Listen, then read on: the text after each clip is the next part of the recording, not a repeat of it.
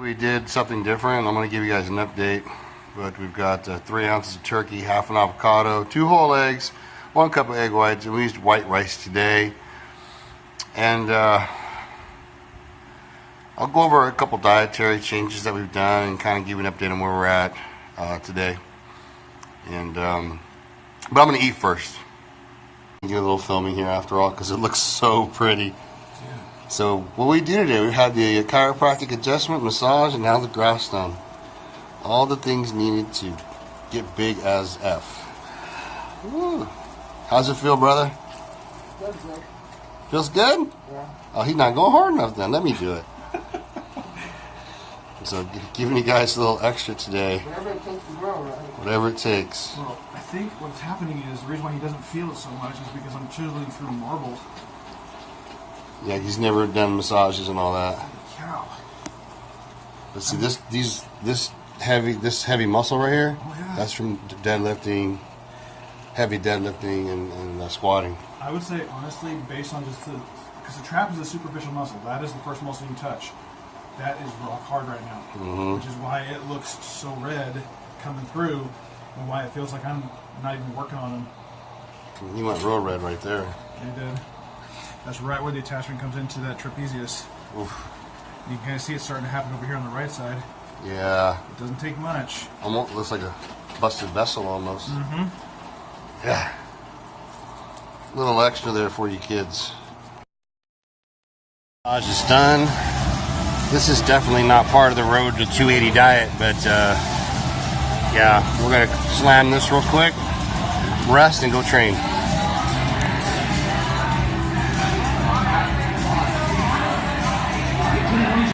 All right, so filming kind of didn't really go the way I wanted it to today.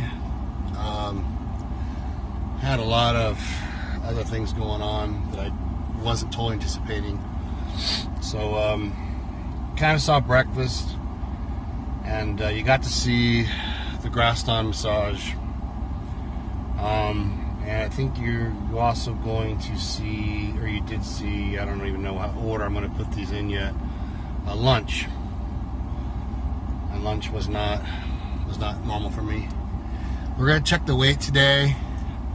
I haven't been eating very well, so my weight's probably down. I'm probably not 280 anymore. But this is still road to 280. God dang, my face is fat. Whew. But the grass stone was kind of an extra for you guys. I'll tell you, training with weights, you know, in the beginning it's fun. It's something you like to do. You enjoy to do it. You enjoy the pump. You enjoy the record breaking, the personal best breaks, those types of things. But when you've been doing this since 1985, 1986, or in the case of the young man that was getting done that I filmed, Nacho, he's been doing it since he's 15 years old, and he's never done massages or grass stone or anything like that. So he's just real tight, knotted up, got all kinds of issues. And the thing is, like, in order to be efficient, for example, at digesting your food, if you want to reach 280 or 200 or 225, your digestive system has to be in track. Now, that doesn't have anything to do with grass stone massage. I'm just using as an example. You need to take probiotics. You need fiber. And if you're having large steak meals, you probably want to take some digestive enzymes. You want to experiment with foods to find out what foods agree with you versus what foods don't agree with you. Which foods bloat you, which foods don't. And maybe you have food allergies to certain ones. Maybe sugar is the enemy. I hope not, because I love sugar. But my point is, you won't reach your goal if your digestive system is not doing its job in order to reach a certain weight. The same thing with weight training when you've been doing it as long as I have, or, in his case, since he was 15 years old, he's 29, I think now, or going to be 29 in a couple days. The chiropractic adjustments. Now, I'm not like all crazy big on chiropractics where you go see your family chiropractor and you're like, oh, we can fix your allergies, or oh, we can fix your runny nose. I call bullshit on that. And Dr. Ritter, Family Chiropractic, he does everything, but since he's known me, and I have another chiropractor we're going to probably see today as well, because I didn't get an adjustment today.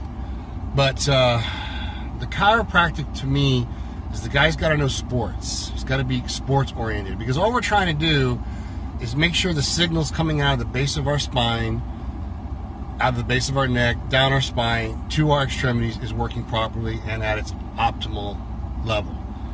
If it's not, if there's nerve impingements, if there's any kind of signal loss, for example, between the back of your head, through your shoulder, and your bicep, it's not going to grow. In fact, it's going to be like my calf. It's going to shrink up and atrophy away. So the chiropractics really help with that recovery process, because there's three main things to physique development.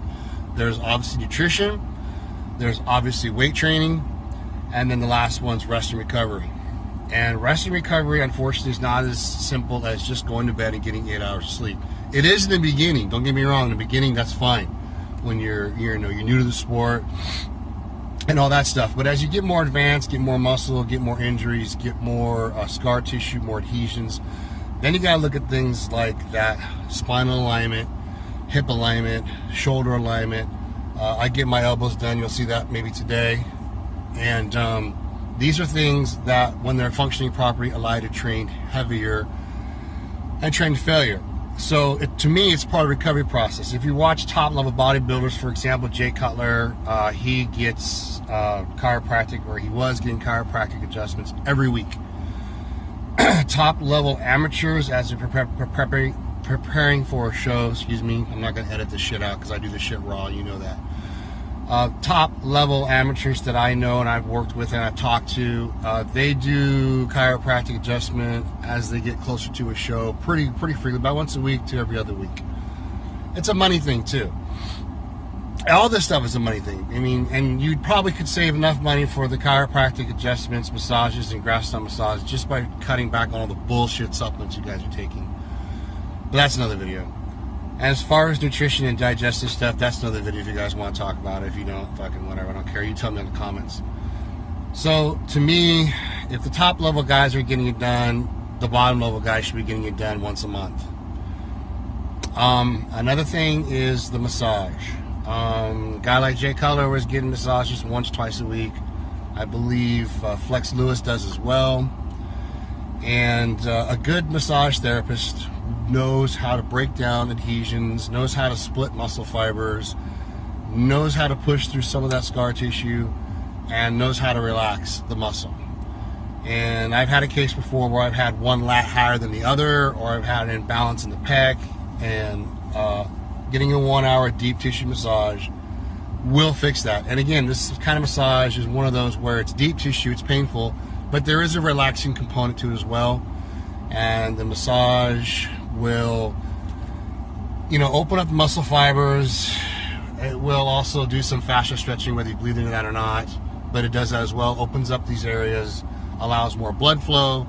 More blood flow means more nutrition, more oxygen, carrying out free radical damage, and bringing in healing nutrients to grow more muscle. The third thing to the recovery, and I've been doing it if you've watched my videos for a while on my channel, is the grass-stem massage.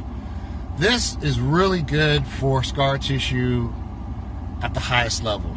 So, without saying it, but I'm going to say it because I'm on HRT, let's just say you start building up scar tissue in the glutes, quads, shoulders pretty quickly. And if you're a top-level amateur, or if you're a pro, or if you're just a gym rat who's fucking stupid, taking tons of shit, you probably should be doing the grass-stem minimum once a month on areas that are damaged.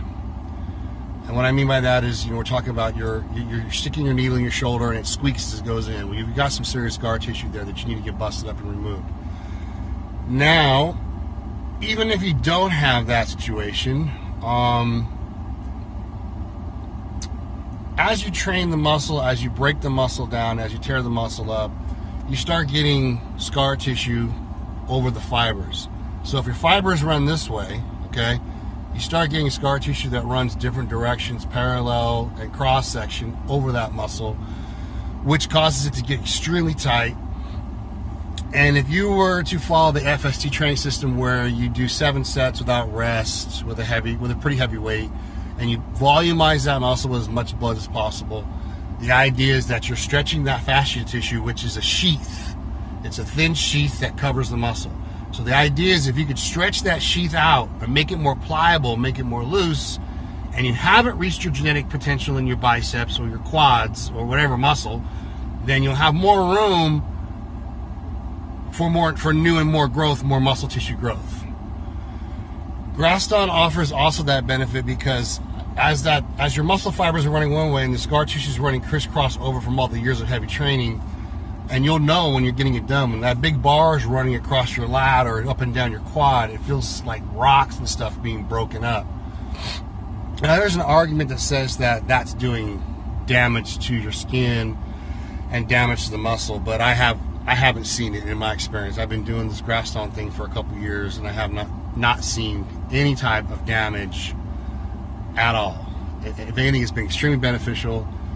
I don't have a ton of quad sweep, and I use it for that. It does seem to have helped a little. It has helped on situations where I've had imbalances in different muscles, and instead of having a 1-hour massage, getting it done in like 5 minutes with Graston.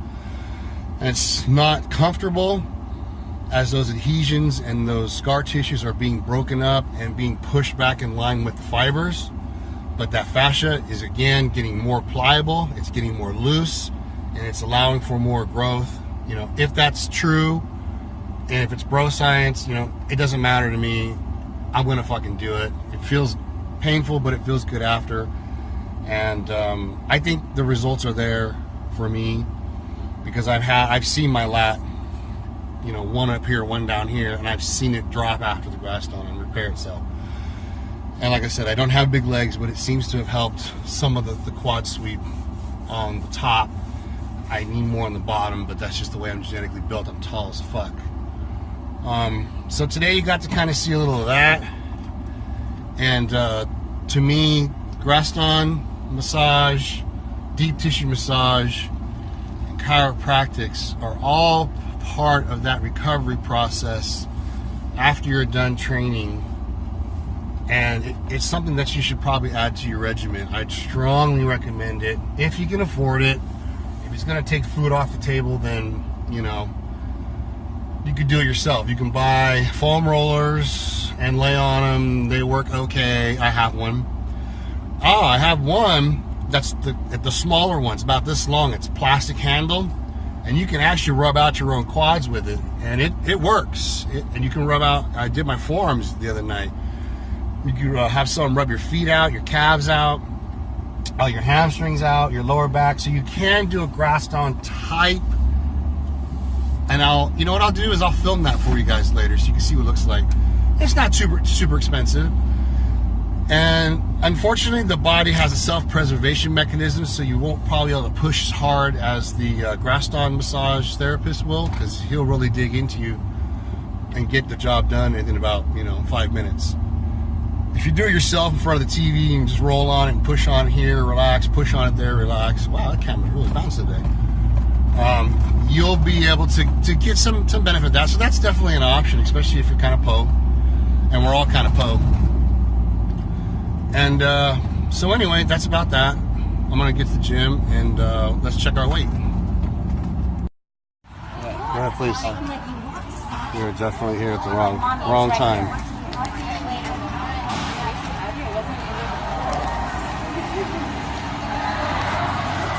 Hi. Oh. So we came to the gym at the wrong gym, and we came at the absolute wrong time. It's fucking one of these box gyms. It's fucking packed as fuck. Equipment's fucking subpar.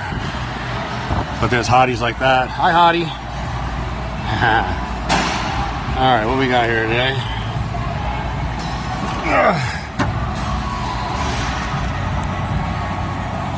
So we have had some food and water. Not much though. So it weighs down quite a bit when you take off the shoes. So take about 3 pounds to 5 pounds off that. So we'll just round down 275. not good. So let's go drop this shit off. Let's get started. It's so fucking hot in here. So crowded. I'm only able to do 2 plates. 2 plates aside today on the chest press. I feel dehydrated. It's hot in here. It's full of bodies. All the equipment's being used. It's just fucking chaos. Not having a good workout. So pretty much that was a fucking waste of time, man. I never go to the gym this late, but I had the grass lawn massage done kind of last minute with Nacho. He wanted to go. He'd never been. I wanted to kind of film it. And then we ended up having the Doghouse burgers. And I had a nap. Then I had a pre-workout smoothie. I trained, but I feel dehydrated. I've been dehydrated. I've been working outside a lot. I've been out in the elements. And as I'm pushing the weights, whether it's plates or machine, I can feel a real bad pull right here in the pec insertion. And rather than, fucking with it and possibly breaking something, which would be catastrophe, I just figured, well, I'll just push as hard as I can and kind of chase the pump, which I'm not a pump chaser. I don't fucking believe in pump chasing. I think it's fucking ridiculous. But,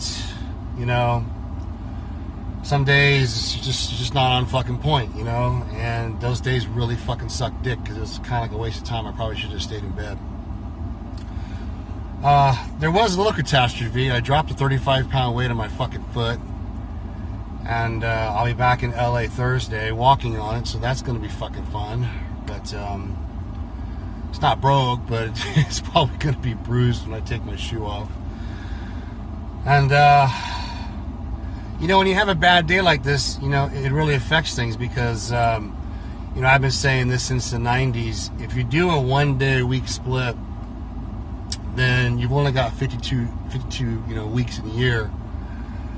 And you have to take out for holidays. You have to take out for sick days. You have to take out for, emergencies, work-related, family-related stuff.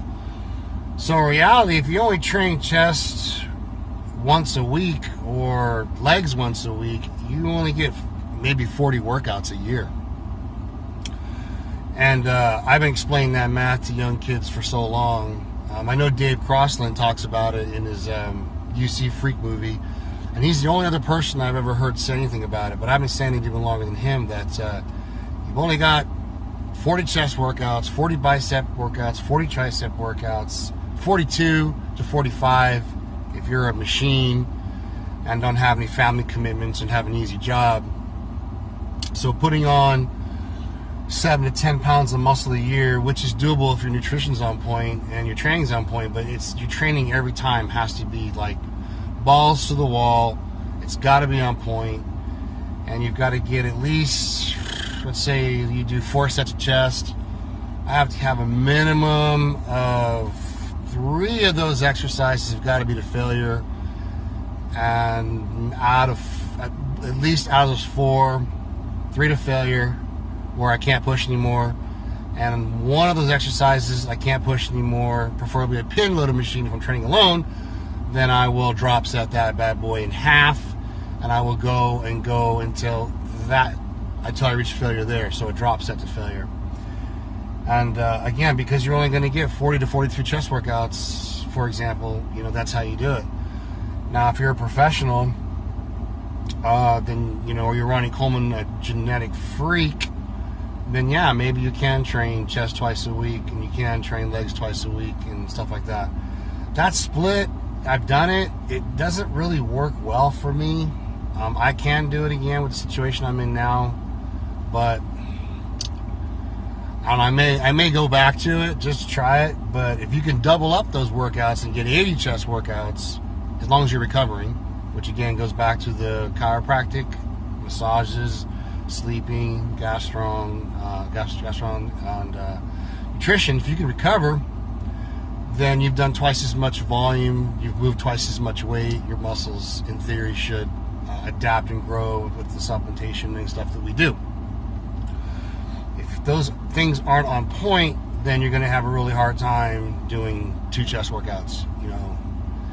And I have a tendency to stay sore for about 3 or 4 days, so a 2-day split's extremely difficult. What I find is the first time I train chest, for example, the first day of the week, it's really good, really strong, I get a really pump, and then I'm sore for a few days, and by the time I start training again, I'm not always fully recovered, and then I end up doing a little bit less work, and I end up doing the pump chase, you know, thing, and can't really train as hard. So it's an ebb and flow thing. Seemed to work better when I was in my, you know, late 20s to mid 30s. Now at 46, soon to be 47, you know, 1 day a week is about all I'm able to get in, and get it in effectively. But then days like today, man, it fucking sucked. It's like it was almost a complete waste of time. And I don't usually train this late, and I don't usually train at this gym for chest, but it's really close to where I live. Well, where I'm at, I should say, today. God, this camera's all over the place. And, yeah, so I got a few questions from people asking why I don't film when I'm down in Venice. You can't film there, you're not allowed to. You have to have permission. And I'm not Rich Piana or fucking a pro bodybuilder, so filming there next to impossible, and you gotta have a person with you. I don't really film workouts anymore anyway, hopefully that answers that question, squashes it finally. So now I'm gonna drink this shake that has way too much ice in it. I asked the girl for just a little bit of ice, and she gave me a whole damn cup. So at least I know it's cold. I'm gonna drink this my next meal, and I'm gonna go hit the other chiropractor and actually get an adjustment at this one. And I'll film that location just for a second, since we're vlogging today, road to 280. And then I will go home and I will show you the kind of the changes I made to the ground beef meal, and probably wrap it up, because I know this isn't that exciting. In fact, it's probably quite boring. And I think I'm rambling, so I will let you fuckers go and see you in a little bit. Alright, so we're at Doc's gym.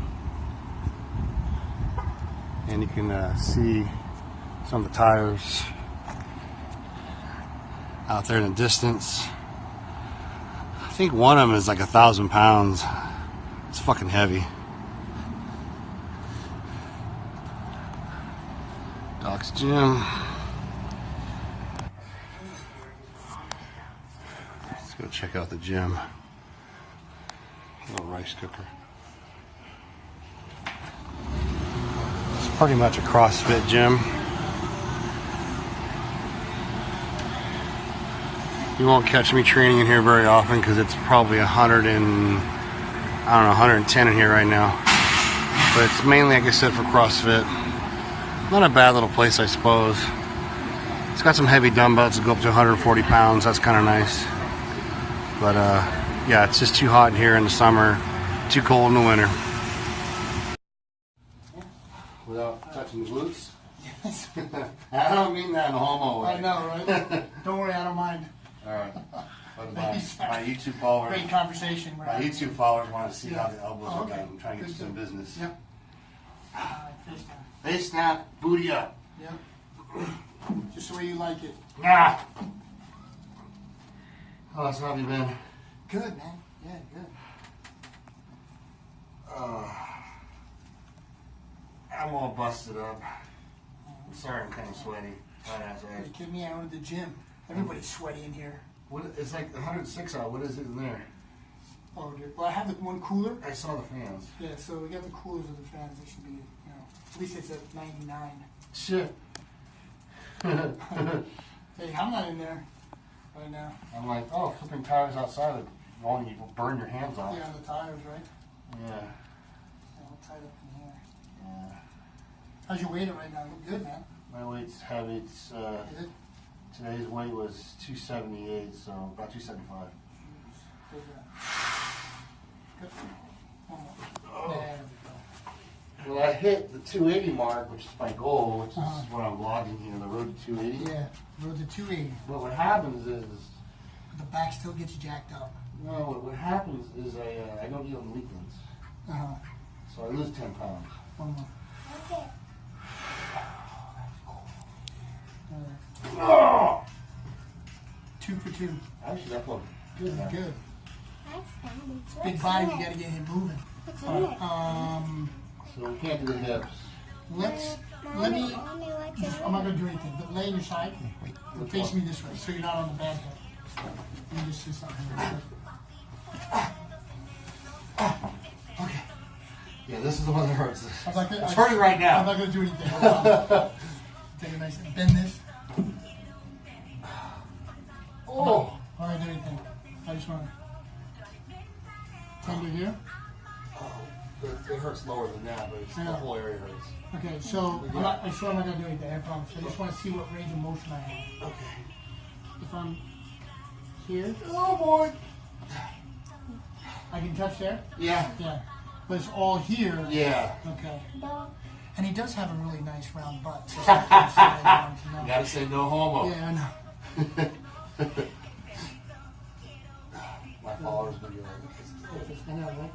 well, you are a sailor. Yeah, I know, right? Ah! There we go. Good. Not too bad. But I don't think you can lay on this butt, can you? Yeah, I think I can lay on it easier than I can do that. Okay. That's actually easier. It's just the Mommy, what's in the, this? the Stretching of the stretching. glute and the Thank glute, you. Yes. yeah. I have to Yep. sleep the couch Yep. cushion underneath it. Yeah. How are you on that? We're doing good there? Yep. Okay. Good.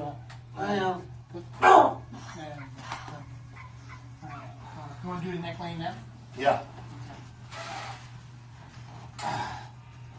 Oh, sweet Jesus.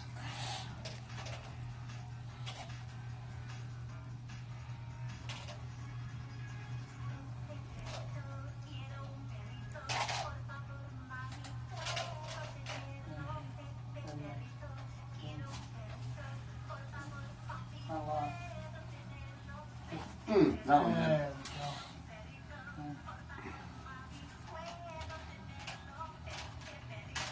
Little traction at the I'm not end. surprised that you brought it the other way because it's been tight. Yeah. I slept on it wrong. I don't know what my daughter's listening to. Oh, yeah. Daddy, what's in here? It's empty, but you can have some. So we're gonna do the shoulder and the elbows. Yep. Mommy. So especially with the heavy lifting, that a lot of times the articulation in the joint gets out of whack and they get real stiff. I've been working on his elbows for 10 years almost. Yeah. And it gets to the point where I actually can't work out anymore until you pop them back in the spots. Right, so then what happens is ligaments, tendons, the biceps get tight, the forearm flexors get super tight and everything.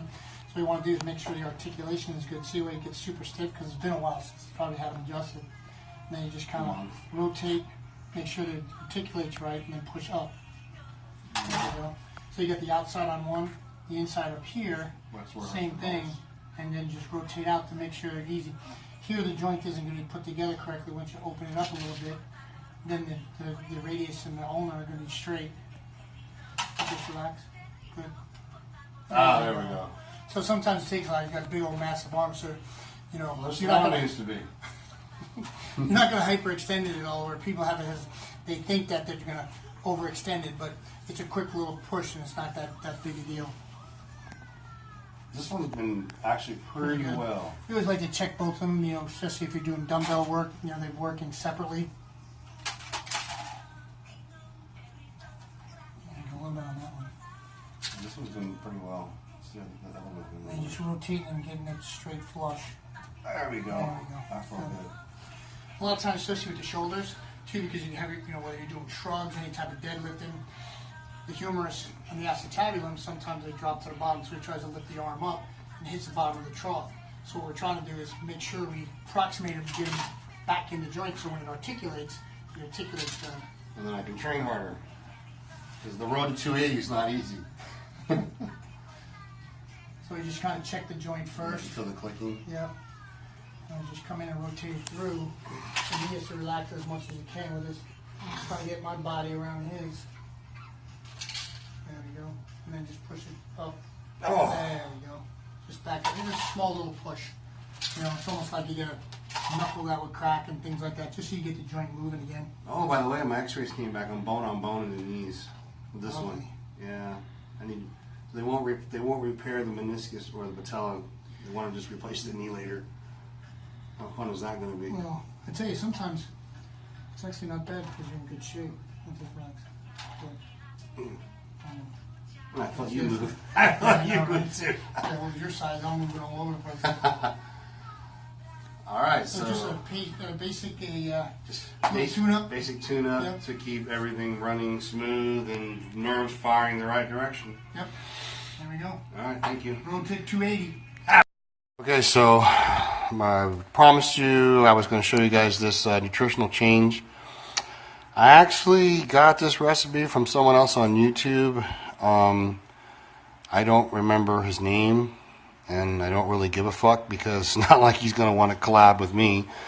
And he got it from somebody else, and you know, whatever. So I basically cut my meat down to 6 ounces. 8 ounces was just getting so hard to get down. And if you remember my last Road to 280 food video, I talked about how this was my biggest meal. Not my most calorie dense meal, but it was my biggest meal. So we're going to use 6 ounces of ground round, 3% lean ground beef, and we're going to throw in some eggs because I'm making a double portion. We're going to throw in some salsa. And we're going to throw in some mozzarella cheese. And I'm going to whip this together and kind of show you how to do it. And I think you'll enjoy it. And it's pretty tasty with white rice. I mean, let's get started. All right, so we break up the ground beef. And I put some garlic salt on it. Some oregano on it for seasoning. I'll let this brown and then I'll drain it and then I'll show you the next step. Okay, so the meat is browned. Pretty simple. Now we add excuse me, some salsa and flavor. Excuse me. I'll mix that in a little bit.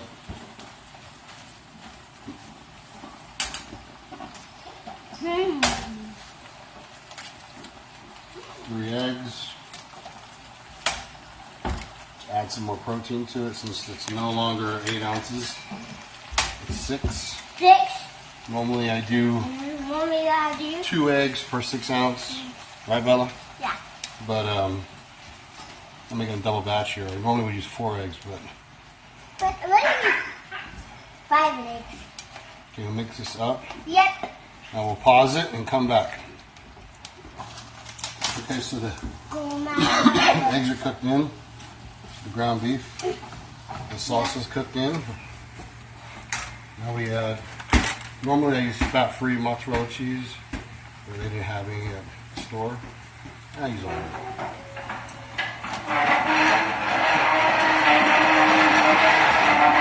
Seriously?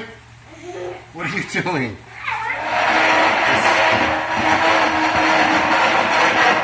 You just want to be in my video, but you're not really dressed.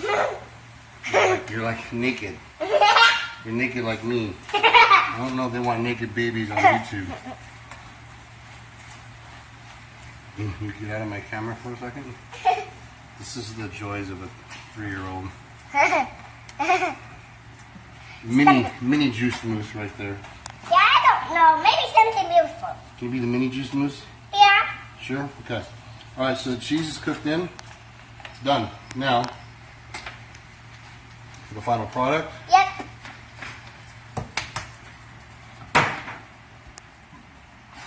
Normally I would weigh it out, but I'm being lazy today. And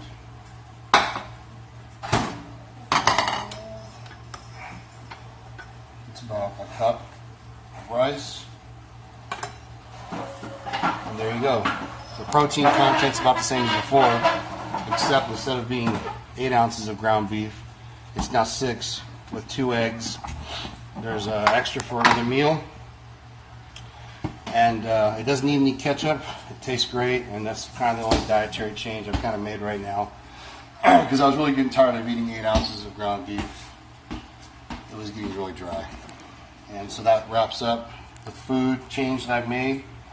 Hope you guys enjoyed this. If you did, good. Like it. If you like it, like it. If you don't, don't. Thank you.